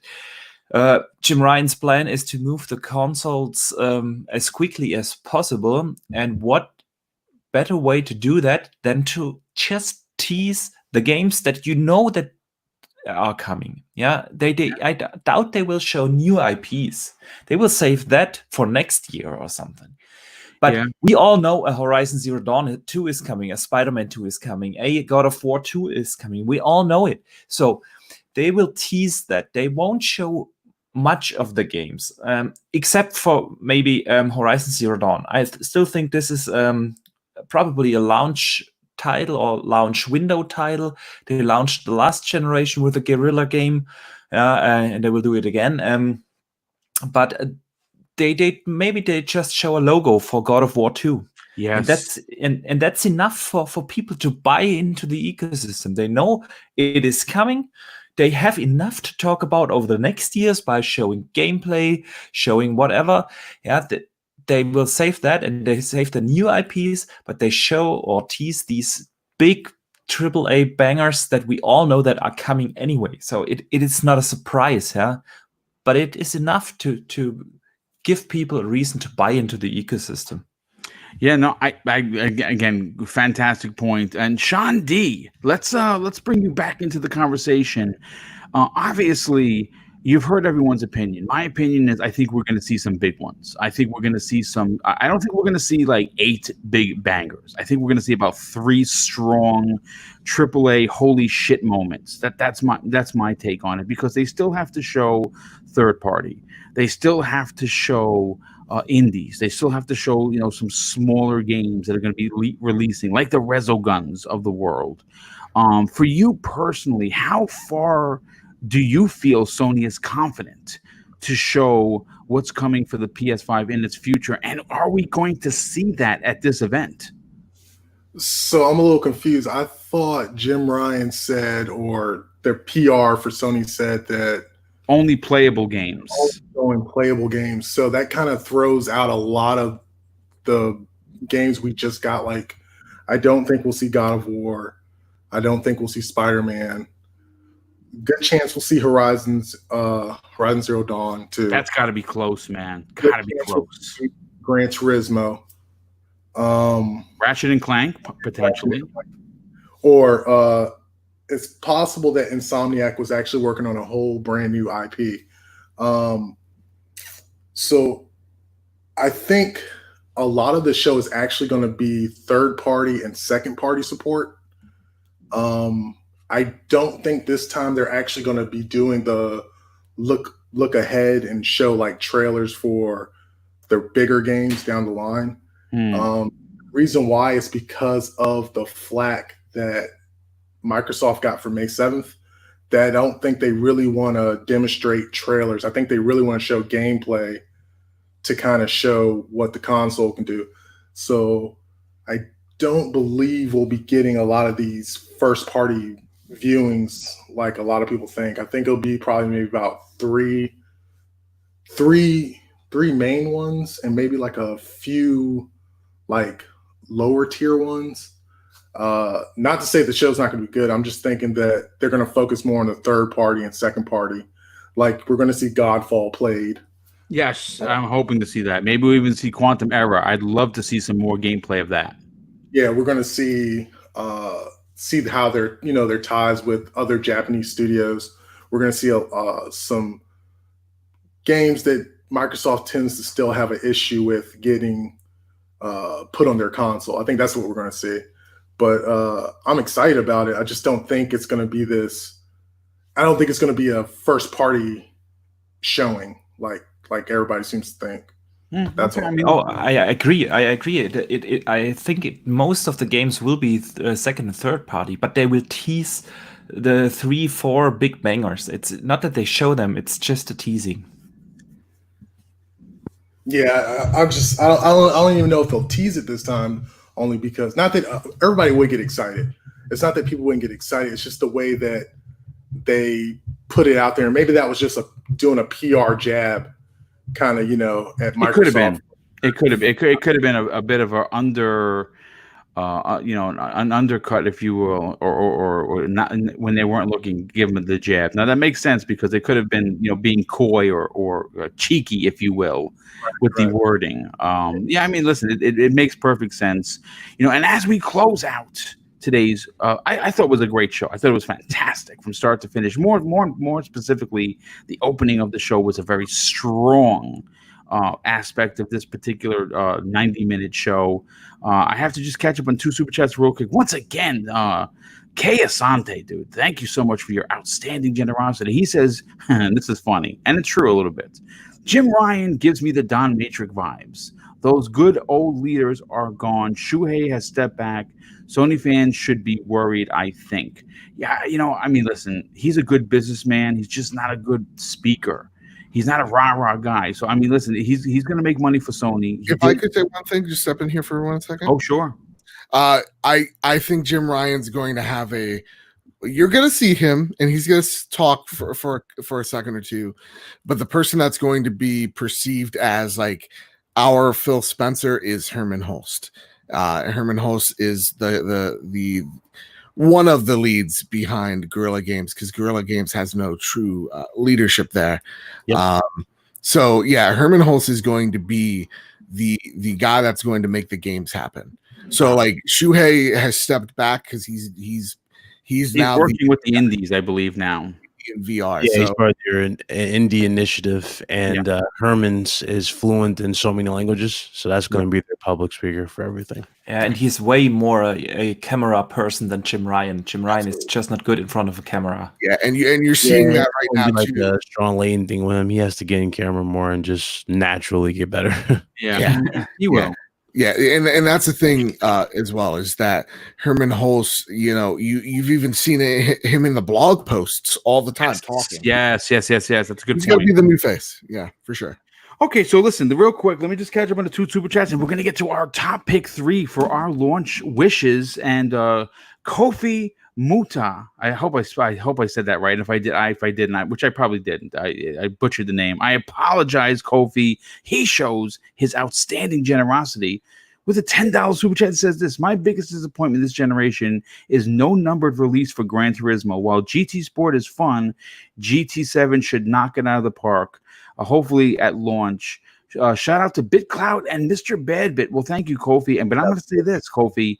You know what I'm hoping for? I'm hoping for a showdown between Motorsport 8 and Gran Turismo 7. I think that if they could launch at the same time for consoles, for both their respected consoles, that is going to be a lot of fun to see. And I think Gran Turismo should be way better than Sport. Harpered Dawns drops a $5 super chat. Hey, thank you for being here. And says this. Oh, well, this is in Spanish, and unfortunately I only know a little bit of Spanish. I think it's in Spanish. Is anyone, Mr. Badbit, do you read Spanish, sir? Oh, he stepped away. Okay, well, listen, thank you so much for. I have my mic muted. I'm the worst Puerto Rican dude. I can't read a lick of Spanish. My wife was here; she'd be able to read it because she's through and through. We can read it, write it, and everything. So my ancestors are crying because my dad's really like right off the boat. My mom's like first generation Puerto Rican, and I'm here. Well, listen, you know what? We still love you nonetheless. But thank you so much for the generosity. And Dave, want me to translate it? Yeah, sure. Do you want to? Microsoft had it right by showing the tower first, so that we all acclimatize to that shape. Now a PS5 in tower doesn't sound so bad. Oh, okay. Well, thank you for that, dude. We're super appreciate that. And Rice Eater 79 drops an additional $2 super chat. Thank you for your generosity. Jim believes in generations, so fearmongers fail. Yeah, he says so, but his actions don't actually mix. But we're not going to talk about that. We're going to get into the top picks, and we're going to listen as the host. I don't normally give my opinion because I write these shows, but you know what? I'm going to kick that bucket for a second, and I'm going to give you mine, and then we're going to move on to, of course, BitCloud, Mr. Badbit, Archimedes, and Shandi to close out the show. These are my actually 3 wish picks. And I think I'm going to get a lot of yays out of this. First of all, Horizon Zero Dawn. No surprise there, folks. Aloy needs to come back in a big way, and I need to see what she is going to do and look like on the PlayStation 5. Is it happening? Probably not, but it is one of my wish picks. Now, this is where it gets interesting. A Resistance reboot / remaster. My God. We need to see Resistance 1 return. That is one of my all-time favorite PlayStation 3 games. I beat that game. I want to say at least 3. It might be more. I absolutely the same voice actress doing the voiceover, new screens. You know what I'm saying? New content. Yes, Oh yes. my God, it looked fire. We need Resistance to come back, and we know that obviously the team that made it is still there. They made Spider-Man, and we know that they could bring the heat. And the last one, believe it or not, and someone may be surprised by this, Ratchet and Clank 2.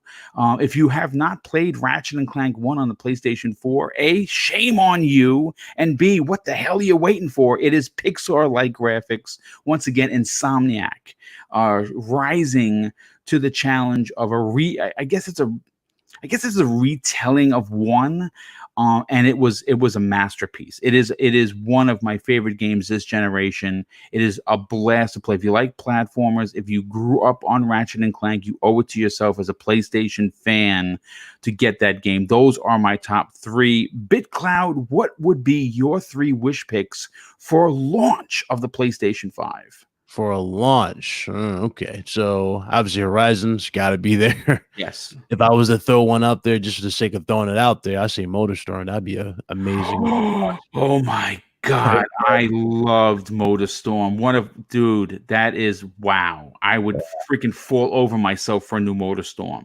That was incredible first time. I love the style they did with the first one. It was awesome. They literally did their own. Not so much, but the first one was a masterpiece. Yeah, definitely. And the second one, I'm sorry, the third one, honestly, I would definitely say Bloodborne, and the reason why that game's just special to me personally. I really love that game. I really did. It changed my perspective on Souls type games and got me into that genre, and I actually treasure that game. That's one of the gems of this generation. A game really opened my eyes to the possibility. Some would say it is the game of the generation.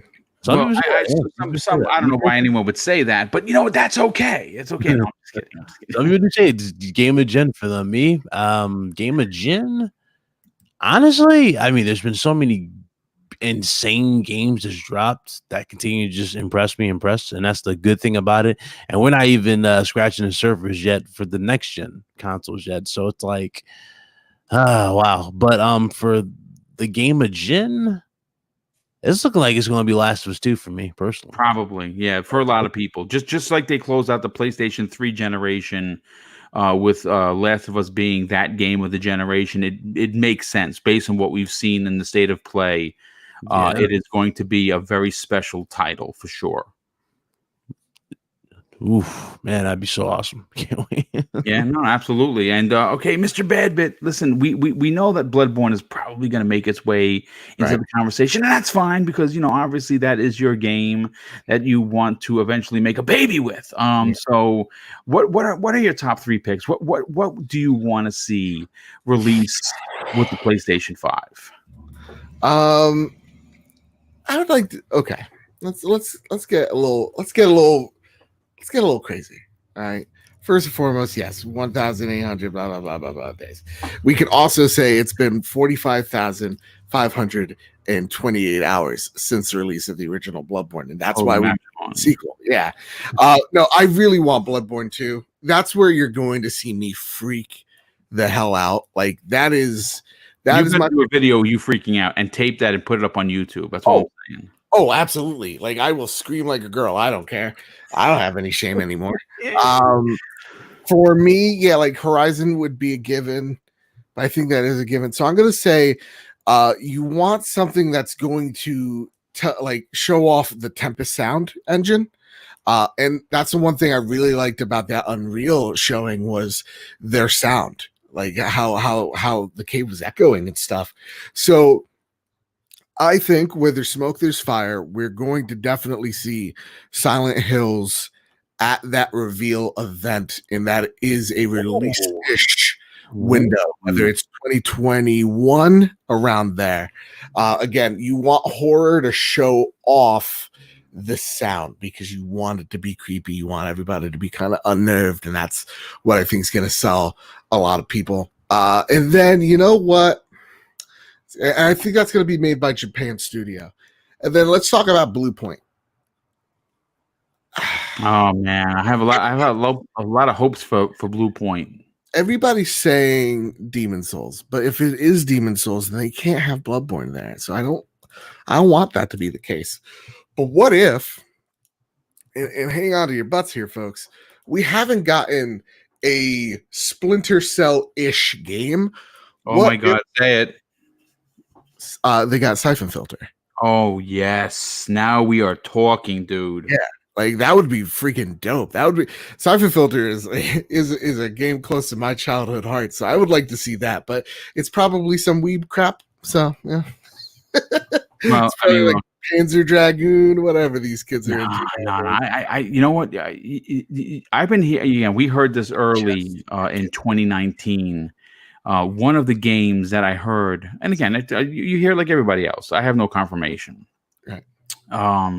That Blue Point was working on a Metal Gear Solid revival, remaster, remake, like in the lines of Resident Evil 2 remake.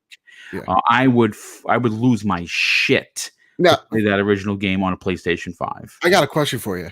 How big? Because I am not a like Metal Gear guy. I'm not even like a big Konami person, but still, fuck them because they're assholes.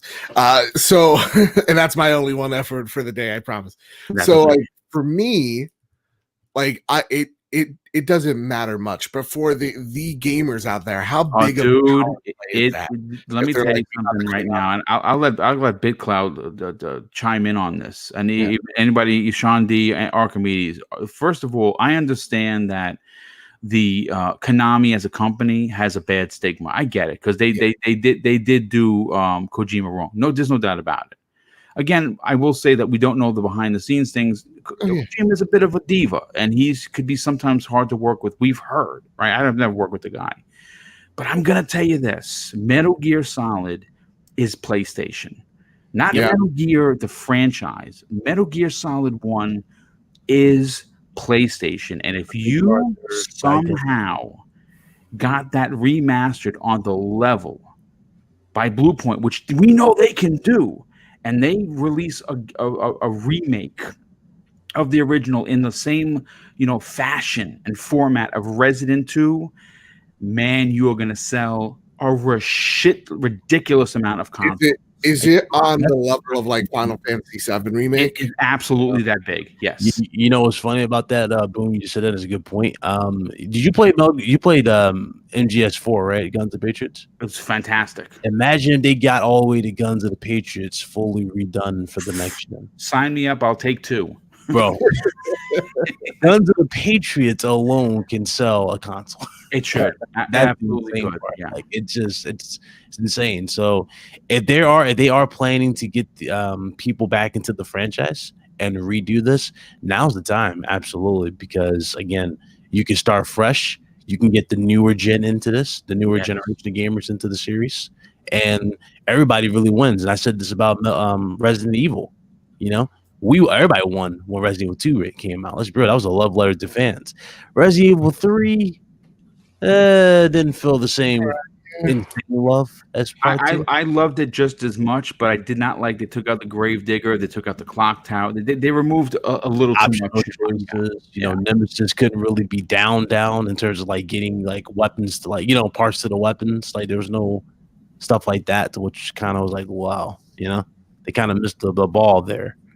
But again, whatever they're doing next, hopefully they. I feel actually did. I don't know did you get the survey? I got a survey directly from Capcom asking me about the next Resident Evil, which one I wanted and what I wanted them not to do. I wrote a whole dude. I spent about 40 minutes on it. Yeah, the new one I'm looking forward to because they're saying it's going to be super dark and gritty. Their new one, their newest one. Yeah. So that's gonna be cool. Resident Evil 4, if I had to ask like which one I don't really want right now or don't want to see, Resident Evil 4 can go for now. I mean, we've already had I want Code Veronica. yeah, Code Veronica that should have been the must right there was Code Veronica. Yes. Or you would think they take a chance and like redo something like Outbreak, but do a proper, do some proper ones. Like Resident Evil 4. Resident Evil 4 had his opportunity many times over to get a proper remake similar to Resident Evil 2, but the thing was Capcom never put the effort into it. And so now we're supposed to jump our seat now for this. We've already beaten Resident Evil 4. No, I absolutely I agree. Archimedes, let's bring you in. What are your 3 wish picks for to launch with the PlayStation 5, or at least in the launch window, if you will? Yeah. Well, obviously, Horizon Zero Dawn 2. It's been the first one was or is my favorite. 2017. Yeah. Yeah, 2017, and it was my favorite exclusive from Sony this gen. I just loved it, and of course, I want a sequel. It is a little bit too early to pick Days Gone 2, but I'm really hoping that we will get a sequel there because I think that is a highly underrated game. But this is definitely too early. So I would go with I like a spiritual successor to Shadow of the Colossus. I really love those games. And you all brought up Bluepoint. Bluepoint is such a great studio. Give them an original IP. Let them do a new game, not just the remakes. I really want to see that, and that would be fantastic. And then, yeah, boom, I have to copy it. But Ratchet and Clank, what you said about it, definitely. It is such an amazing game. I never played Ratchet and Clank on the PS3 and 2. I don't know why. I have no idea why I never played it. But when it came out on the PS4, I picked it up and I loved it. So I went back and played all the older ones too. It is such a blast to play, and I'm really hoping for a sequel there. Yeah, the Ratchet and Clank series honestly is Insomniac at their absolute best. The imagination in the weapons design is it's second to none. It really is. They do just a great job, and obviously now that they're a first party studio, we can see big things coming. And rounding off the show, Sean D, what would be your 3 top wish picks to launch with the PlayStation 5 later this year? Well, if this was a game show, I guess the game that's going to win it is Horizon Zero Dawn, because that's also my first pick. Strong pick, dude. Broke down the story to me. Like, we went through the whole thing. He like showed me everything on YouTube. I was like, wow, I gotta play this game. So, as you guys know, I do not have a PlayStation 4. When I get my PlayStation 5, I'm going back and I'm getting the whole PlayStation 4 catalog and playing them all through. So I definitely want to see the second part to that story. The second pick is I want to see the second part to God of War 2. Yes. And then the third pick is I kind of want to be surprised. I want to see what Naughty Dog is working on, because Naughty Dog themselves have expressed that they don't want to touch Uncharted anymore. They want to move on to that. They want to pass that over. I want to see their next new IP. With them being the premier studio, I want to see what their next game's going to be. Yeah. There's also one thing that we forgot to touch on. It's my bad. It's the thing I had a brain fart on. Was someone in the chat mentioned Resogun and Housemarque. Housemarque back in January or February stated that they had a mysterious investor supply them with a lot of buku cash because they were on death's door, unfortunately. Oh God, I didn't even know that. Yeah, so they were relying on this game, Storm Drivers or Divers rather, to kind of help them. It was like a battle royale. It didn't do that well. And so all of a sudden we just didn't hear anything about it because first impressions it did not look good. So they said that they were infused with a ton of cash, mysterious investor, and that they're still working on their most ambitious game yet. So I'm very much hoping that we see Bluepoint and we see Housemarque join the PlayStation family. I get it. They're not the big. I'm going to be honest with you. It's shocking that they're not already a part of them. I know, because like Housemark in like makes so many PlayStation exclusives. You would think, but like I think they really need to snatch up those two devs because they're so insanely talented. They're absolutely ridiculously talented, and you could logistically tell Blue Point to take one of the older IPs, the older PlayStation IPs that maybe people have forgotten about, and go crazy with it. You know what I'm saying? It would be very interesting to see what they would do because they're very talented. But I'll say this. First of all, this has been a fantastic near 2-hour show, which I didn't anticipate. But you know what? I'm glad to be here with you gentlemen. I'm glad to be here with the almost 360 people watching live, which is amazing.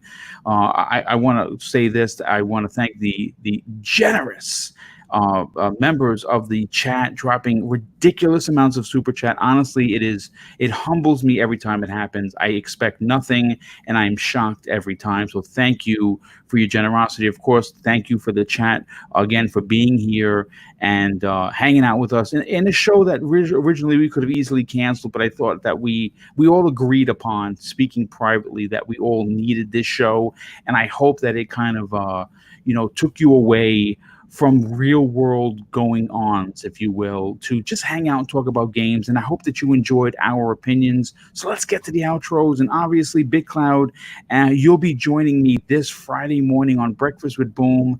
We have a tremendous show lined up. The guest list I'm going to be announcing who that is very soon. I'm just sewing up all the details right now. Do me a favor, dude. Tell everyone where they can follow you on social media, and also check out your outstanding and growing YouTube channel. Well, first of all, thanks for having me. Shout out to everybody in the chat. Archimedes, always a pleasure talking to you. You Boom, Babbitt. I think it's my first time talking to Sean D, right? So nice meeting you. But you guys find me on YouTube, Big Cloud Gaming, as well as Twitter, same name. And I will see you guys Friday at 10 with Mr. Boom here, as well as RGT Podcasts on Friday. Which you're doing, which is in the Friday afternoon. Which last week or the week before, you had the gentleman from Hot 97 on your show. Oh, hip hop gamer. Yeah. Yes. Yeah, he was that was a great interview. I love Hip Hop Game. I got a chance to meet him in person at E3 last year. He's an absolute gentleman. A lot of fun to hang out with and talk with. He is a character, to say the least. He's very energetic. Yes, that would be a great way to put it. Very energetic, Mr. Bad Bits. Want to thank you for being here. Always enjoy your company. Certainly enjoy having you a part of multiple shows, and you always bring it 100. You're always honest, and you weren't grumpy, to be honest with you. You were quite lively, if I might add. Do me a favor, dude. Tell everyone where they can check out your outstanding YouTube channel that hosts the Trophy Room each and every week for the gamers, by the gamers, or by the gamers for the gamers. And do me a favor, where can they follow you on social media if they want to interact? Yeah, man. So you can find me over at Bad Big Games. I got a new video out talking about Black Lives Matter and PlayStation's postponement. It's a really good video, and I appreciate everybody that's sending me DMs about it. That really makes my heart sing. So thank you all so much. We're gonna get back to fun videos. We got some unboxings planned, and then nice. My prediction video for the PS5 as well. I literally finished that video. I was about to start editing it, and then the postponement came. So I was like, dang it. You can find me over at Mr. Badbit on Twitter as well, where usually 9 times out of 10, I promise I'm not this miserable. Boom, I want to thank you so much from the bottom of my heart, because when we were talking about this, I'm like, you know what? I think so. I think I need this. Because my heart feels like it's carrying it's heavy. It's a heavy heart. I had that last night. I feel better today. I'm going to be honest with you. Last night I almost canceled the show last night. Yeah. I was so disgusted. Yeah, and so just chatting with you guys, man. I really needed this. So thank you, Boom, so much, man. Well, it's my pleasure, dude. And it's always great to work with you. Always have a fun time. And that is really what it's all about. And Archimedes, thank you for being here once again, because it is late by you. I believe it's almost 7 or maybe even potentially 8 p.m. where you are. So, obviously you took time from the family, and we do appreciate not only being here, but being the outstanding community member you are. And to be honest, you are a rising star when it comes to content creation. Tell everyone where they can check out your YouTube channel, but more importantly, follow you on social media. Yeah, well, first of all, thanks again, Boom, for having me. I'm right there with Mr. Badbit. I needed some distraction, and I had a blast talking to the panel. BitCloud, Mr. Badbit, Sean D, always a pleasure talking to you, and big shout out to the chat. Yeah, you can find my YouTube channel at Boxenberger and the same on Twitter. My DMs are always open, so if you heard something today you want to talk about, just hit me up. I always love discussing games and gaming with the community. And yeah, I'm looking forward to Thursday. I'll be on the Xbox Factor podcast there. Well, yes, you certainly will. And we have an amazing show planned for Thursday's Xbox Factor podcast. We're going to be talking some Forza Motorsport and a few other topics I'm currently writing. And I want to thank you for being here. And of course, Sean D, first of all, dude, welcome. It is great to work with you. Again, I'm not sure if this is the second or third time, but you always, the times that you've been on the show, you've always brought some really thought-provoking opinions. And I actually love and really enjoy working with you. And we got to have you back on in a future episode. Do me a favor, dude. Tell everyone where they can follow you on social media. But more importantly, do you have a YouTube channel that people can tune into? Yeah, so you guys can check me out at GAM Entertainment. Just look for this icon and you'll know that's me. Nice. Thank you so much, all four of you guys, Archimedes, Boom, Bit, and Master Bad Bit. I really love talking to you guys. I love that whenever I'm on this show, it never feels like somebody's attacking your opinion. Everybody just takes each other's opinions and sees the points and then share their own points. And that's really great. And that's how it's supposed to be. Yes. And, well said, dude. Very well said. You guys can check me out there.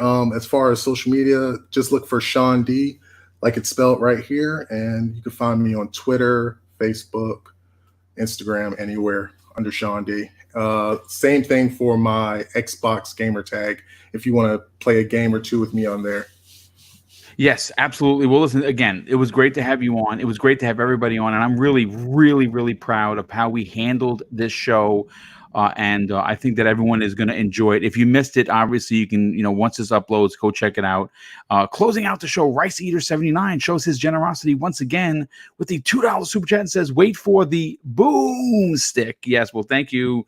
That is, I get that from my love of the Evil Dead. But anyway, listen, folks, I want to just close out the show with something that has always been important to me, thanks to my pop. And he taught me this when I was a kid. It made me a better person. It made me a better human. More importantly, it made me a better police officer in my 21 plus years career serving the great city of New York and its lovely citizens.